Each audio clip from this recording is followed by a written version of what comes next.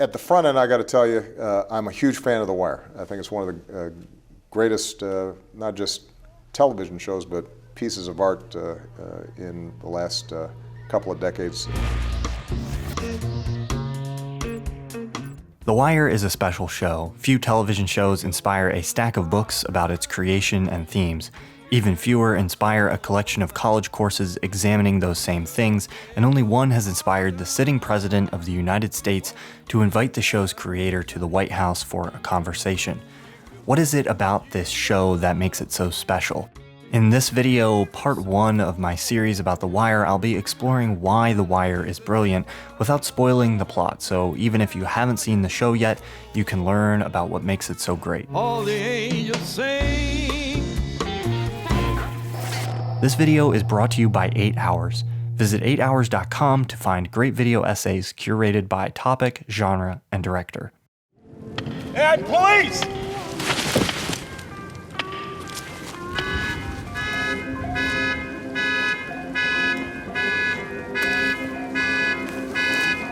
The Wire is not a cop show. Yes, a series of police wiretap investigations is the spine around which the show is constructed. But The Wire starts out, at the very least, as a subversion of the standard cop show, where in most police dramas, the moment of chasing and arresting the suspect is the dramatic climax. These are often the very moments The Wire skips over. Take him down.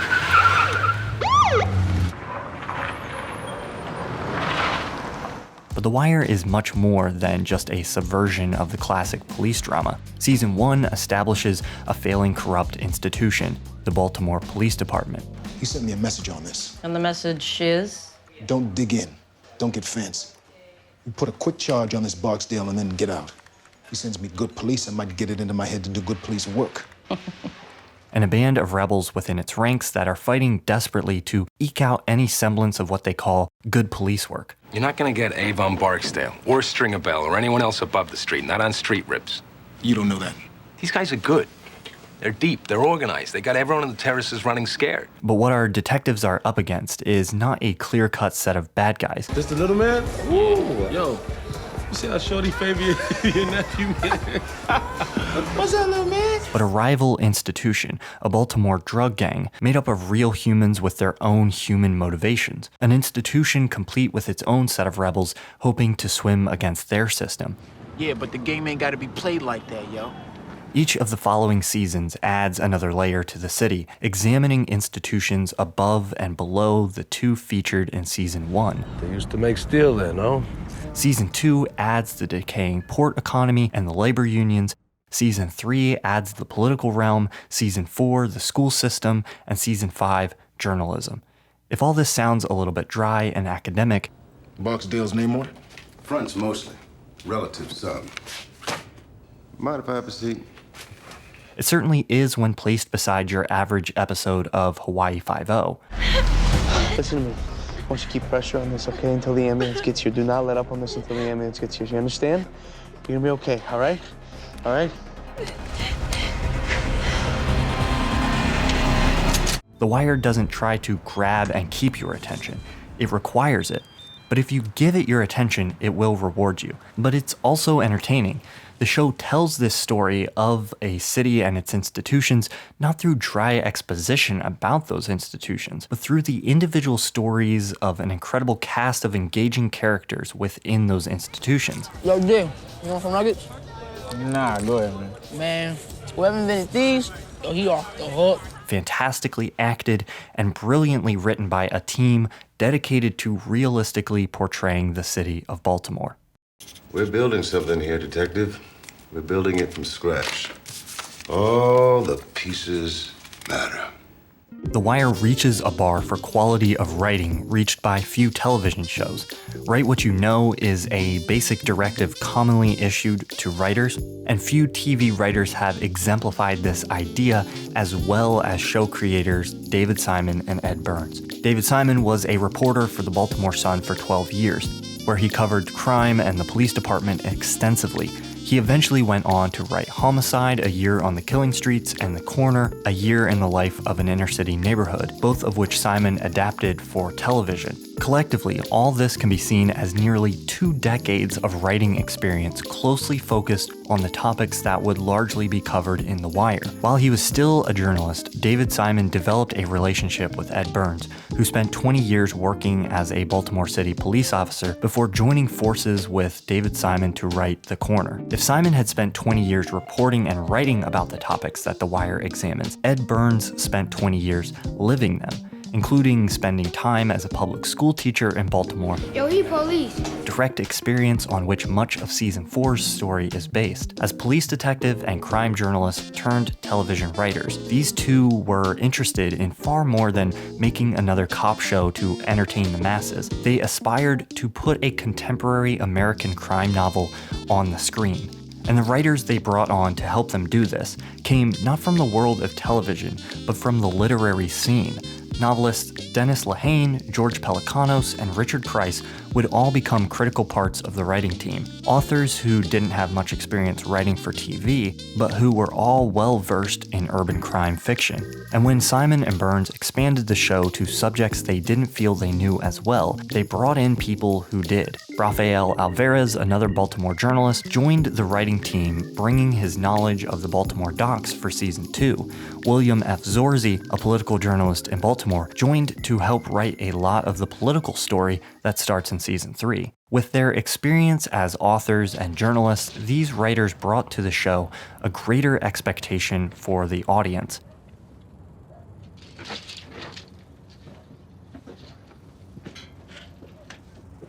They required a level of attention from the viewers of The Wire not normally demanded by television shows, but a level of attention a step closer to the level you might have to apply to reading a book. This expectation of attention allowed the writers to include many blink-and-you'll-miss-it details. Here's an example of the type of quick and subtle storytelling you'll encounter in The Wire. This scene from Season 2 shows Omar doing reconnaissance for a stick-up location. While he notices these two ladies are doing the same thing.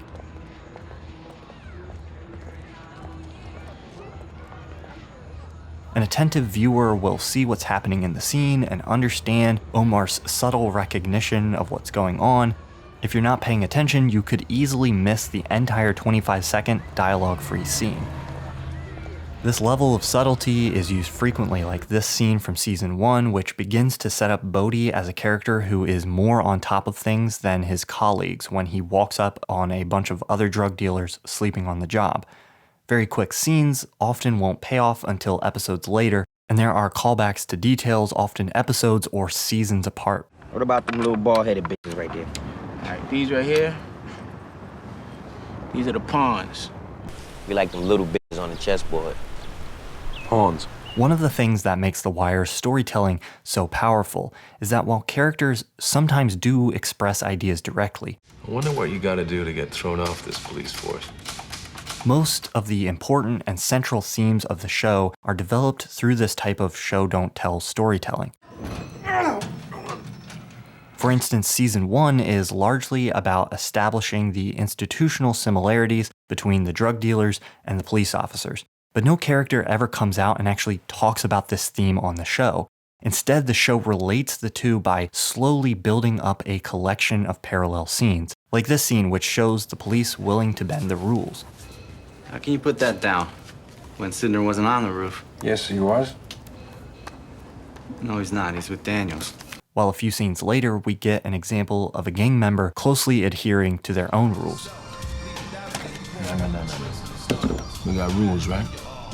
These two simple scenes progress the plot, but more importantly, their juxtaposition shows us how both institutions have rules for themselves, but that the motivations around following those rules lead to different behavior within those institutions. It's an incredibly complex idea that's communicated in a very simple way, and these types of parallel scenes are also used to show the similarities between individuals. Gang members need a judge to mediate between their differences. I'm doing like one of the marriage counselors. Charged by the hour to tell some fool he need to bring some flowers home. Just like Detective McNulty and his wife. Is Mr. McNulty capable of having a civil conversation with Mrs. McNulty? Yes, Your Honor. Over time, this collection of mirrored scenes accumulates to showcase the similarities in these different institutions Wasn't worth it. It ain't worth it, man. Nah, it ain't worth it at 10 times the price. and how individuals behave differently or similarly within them. It's all in the game, Buff. All in the game, yo. It's all in the game. It creates a powerful argument, one that appears to the viewer almost as self-evident through the experience of watching the show. But it wasn't just the writing team's experience as writers that made the show what it is. They utilized the team's experience as actual teachers, police officers, and journalists to create one of the most realistic fictional shows that's ever been put on TV. A man must have a code. Oh, no doubt. David Simon and Ed Burns had an extreme level of commitment to realistically portraying Baltimore and the institutions within the city. When they came up against a subject they didn't know inside out, they conducted extensive research. Whether you're talking about the interviews with dozens of stevedores, immigration officials, port personnel, custom inspectors, and steamship agents that were conducted before writing about the ports in season 2, or the extensive interviews and ongoing relationship with Melvin Williams, a real-life Baltimore drug king who reformed after a long stint in prison, Simon and Burns clearly weren't willing to write about topics they hadn't experienced firsthand without extensive research. And the commitment to realism extended beyond the writing staff to the cast, who often went to great lengths to accurately portray the lives their characters represented. Andre Royo, who played Bubbles, the show's beloved heroin junkie, said, "We were inspired by the city of Baltimore, by the people in Baltimore, of how these characters were supposed to live and be portrayed." His portrayal of a junkie was so refined he was once chased off set by the show's security, who thought he was a real addict, and was once handed drugs on the street by another addict who mistook Royo for the real deal. While Simon and Burns both insisted that no character is a direct correlation to a person in real life, almost no character exists on The Wire that doesn't have elements of one or more real-life people. Bubbles was inspired in part by a long-standing informant of Ed Burns. Avon Barksdale and Stringer Bell were both informed by actual drug dealers like Melvin Williams. Melvin Williams would actually go on to take a role in The Wire as the Deacon. He was just one among many Baltimore locals who had roles in the show, notably Proposition Joe, who was played by a Baltimore native. Felicia Pearson, who plays Snoop, came from the life she ended up portraying on screen. Not to mention the locals who filled out the roles as extras. Simon and Burns often named characters after real-life inspiration. The actual Jay Landsman, who this character is named after, even acts on the show, but despite auditioning for the part he is named after, he didn't land the role and ended up playing Lieutenant Mello. Ed Norris, who plays a detective in the show by the same name, was the actual police commissioner of Baltimore for 2 years right before the show aired. Bunk Moreland, Tommy Carcetti, and many others draw inspiration from real-life counterparts. Surprisingly, even Omar, perhaps the most stylized regular character on the show, is a composite of 6 different gunslingers who made their living sticking up drug dealers in Baltimore.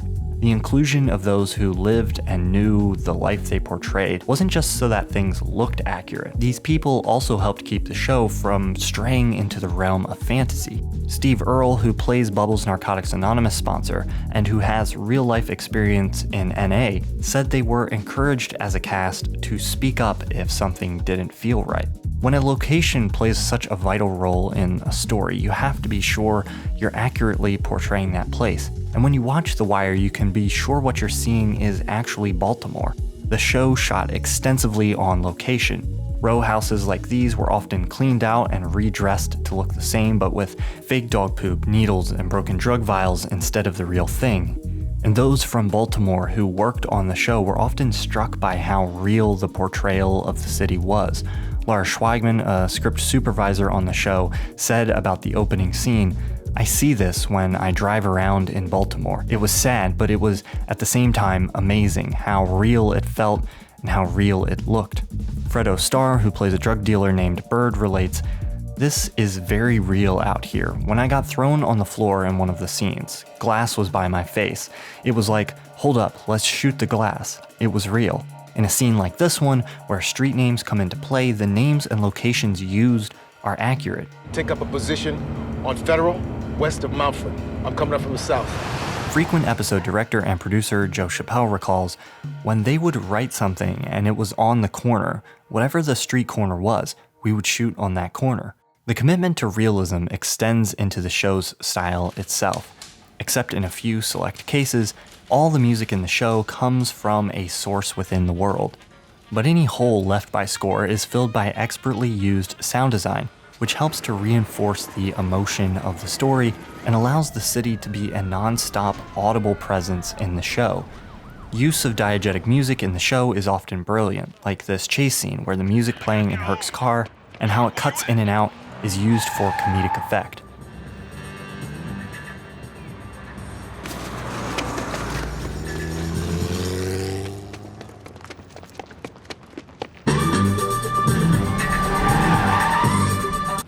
Lost him. Rear, Stricker, 800 block. The show's cinematography exemplifies the same ethos, committed heavily to a naturalistic approach without resorting to a documentary stylization. The visuals manage to be striking and beautiful, but always serve the locations and the characters and rarely calls attention to itself. But like the sound design, it's often expertly used, sometimes even for comedic effect. The game is rigged, but you cannot lose if you do not play.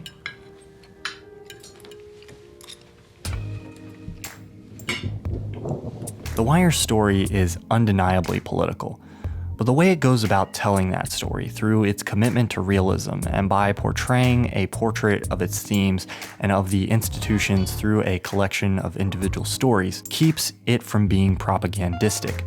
The show rarely prescribes a solution. What's the answer? Well, I'm not sure. But whatever it is, it can't be a lie. It seeks to mostly illustrate the problems, very real ones, problems that continue to go unresolved to this day in Baltimore and many American cities. The Wire is not a cop show. There isn't a simple good guy, bad guy dichotomy. We're introduced to bad police doing the right things for the wrong reasons, and gang members who seem to have just as much heart as many of those on the side of the law. Evil is not easily rooted out. We can barely tell who isn't tainted by malevolence. The audience cannot root for order to be restored because order itself is corrupt. And those who are willing to buck against the systems do so out of desperation because they see no future for themselves in those systems. In part 2, I'll examine these themes in greater depth and how The Wire uses narrative structure and other filmmaking techniques to portray them. So if you enjoyed this video, make sure you're subscribed and keep your eyes open for part 2. This video is sponsored by 8 Hours. If you want to learn about a specific aspect of filmmaking, genre, or director, 8 Hours lets you easily find high-quality video essays on those topics from creators like me. It doesn't cost anything. Click the link in the description or head to 8hours.com right now to find great video essays. It's an invaluable tool for anyone who's a fan of the medium or of filmmaking. This is the type of thing video essays really need, so go check it out. Go to 8hours.com and follow 8 Hours on Twitter to stay up to date on great video essays. Thank you so much for watching. I hope you enjoyed this video. If you want, you can go to patreon.com/ThomasFlight to help support the ongoing creation of this type of content.